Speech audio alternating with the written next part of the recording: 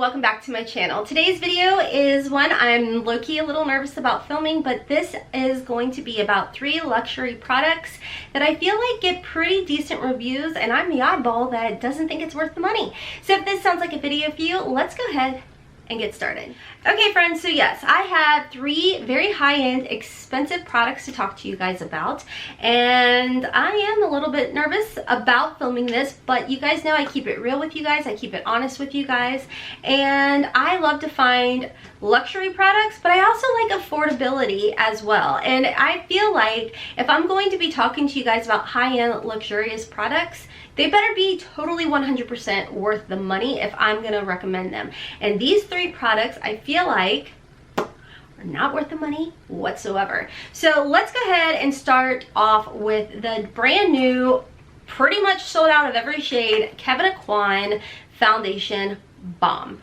Now I will tell you guys a little bit about this foundation. It does retail for $52 and there is a total of 20 shades in here. Now I'm going to go straight to Sephora's site on this and tell you a little bit about what this foundation is supposed to do and why I thought it was going to be a good fit for me. Okay, so it is a full coverage foundation. It is matte, it is cream, and it says skin type is normal combination and oily. It is a full coverage foundation with an innovative silky balm texture fortified with hyaluronic acid for a flawless finish in an extended shade range. Like I said, it's $52. So this was sent to me complimentary from Kevyn Aucoin. This is what the box looks like. It's in a nice size type of box. When you open the box up, there is actually a brush that comes in the box. So I felt like, honestly, for $52, I felt like that was nice to be able to receive the brush. The brush, you know, it's durable, you know, and it's nice, it's dense, and I did feel like it did apply the foundation very well. By the way, I'm gonna probably pop up little videos over here showing you guys applying this foundation. So when you pull the foundation out of the box, this is what it looks like, and it's a nice little plastic container. This is the back. You can see I chose shade medium, FB06 I believe is what it said. Yeah, FB06. It's 0.7 ounces, expiration of 12 months. When you take off the lid, there's like a little plastic container.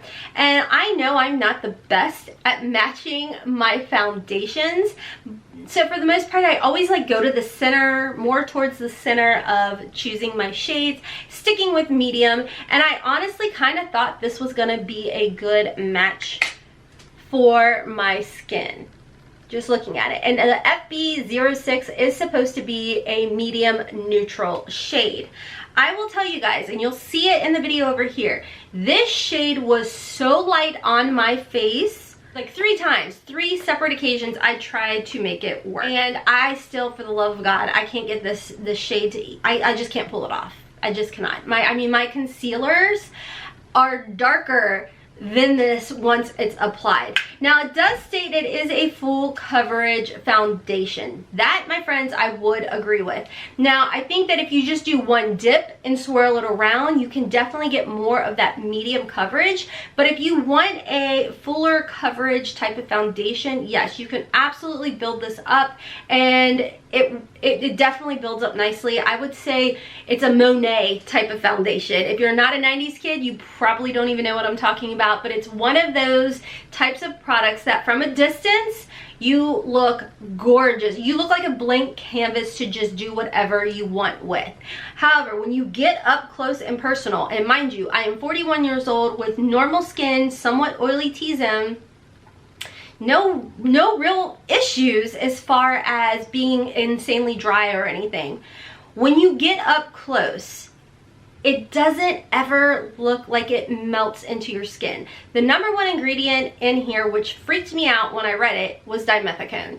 And you know, it's one of those things where it's like, well, that's a silicone, so it's gonna potentially give you that appearance that it's sitting on your skin, and it 100% did. I tried it with using a Glass Glow Face Illuminator, again by Kevyn Aucoin, to give an extra hydrated look to the skin. And no matter how I tried to attempt to wear this foundation, it just didn't work with my skin. And unless you are going for that I'm wearing a lot of foundation look, you'll probably really like this, but I don't like that. And I found that it kind of kicked up around my nose. I didn't feel like it really sunk into my fine lines, which kind of surprised me. But the weird thing was, it really accentuated my larger pores. And I do feel like it did, coverage-wise, it covered well, but it really accentuated my pores. So, I don't know. I don't know who this would work well for. It felt very heavy on my face as well. So we're going to move on from that. But thank you, Kevin Aquan, for sending me that complimentary to review to give my honest opinion on. The next item I did receive complimentary from Kevin Aquan was the Kevin Aquan Glass Glow Face. And this I did choose in the shade Prism Rose. This is what it looks like up close. It's a nice plastic container. You do get a pump on here as well. And my thoughts on this, well, actually, before I get into my thoughts, let me read you what Sephora says about it on their site. Now, this is a $32 product, and it is something that you can wear under your foundation, or you could wear alone and get away with it. It does come in 3 different shades. So, a little bit about what it says it does. It's a unique lightweight face gloss that creates a look of youthful, well-hydrated, with a glassy complexion. So there's, like I said, there's 3 shades. There's the Prism Rose, there's a clear glossy type of shade, and then there's one that is more of like a golden bronze. So let me show you guys. I'm gonna just do a little pump. You can use this on the body. You can also, like I said, use this on your face. You're gonna see a picture of me. You can see that glass glowy. I mean, that's gorgeous, guys. It is gorgeous. Now I'm gonna pop a video of me applying this as well, and with the shade that I did pick up, the Prism Rose, you can see that my skin goes very pink. very pink, and eventually it does calm down. Like I said, you can wear this with foundation, you can wear this without foundation. I have worn it both ways. I even tried it, like I said, with the Kevin Aquan Foundation Balm. What I will tell you guys, you can use it on your face, you can use it on your body. I am not a huge fan of it, simply because it keeps like a sticky film to the skin. The number 1 ingredient says hydrogenated polydecil blah blah blah, and then a hydrogenated something something, and then castor oil. It just feels like, if you have ever put castor oil on your skin, that thick, I can't breathe kind of feeling, that's what it feels like. I will tell you, neither one of these products broke my skin out. I didn't have an issue with that, but I couldn't get over the fact that even after I powdered, it felt very thick. Like very thick. Even if I did a half of a pump, like that little pump that you guys saw on my hand, and I tried to blend it out with a brush, it just felt really thick and like my pores couldn't breathe. I do think that this product might be nice, like if you did apply it a little bit on your shoulders or décolleté, but you might want to make sure you're wearing a bun or a ponytail, because it kind of dries down and you definitely get that hydrated feel. But if you try and, like right now, it just feels thick, but it's not sticky anymore. But don't apply it to these areas with your hair down. Let it soak in, let it dry, and then you can, you know, go ahead and sport it. But for me, for $32, this is not one that I was overly excited about. I honestly thought it was going to be very similar to my Wonder Beauty Glotion or my Charlotte Tilbury Hollywood Flawless Filter. I thought that this was going to be very close to these 2 products, which these breathe on my skin. I don't feel like there's any thickness to it, and I still get a beautiful radiant glow with those products. This, you get the radiant glow at the expense of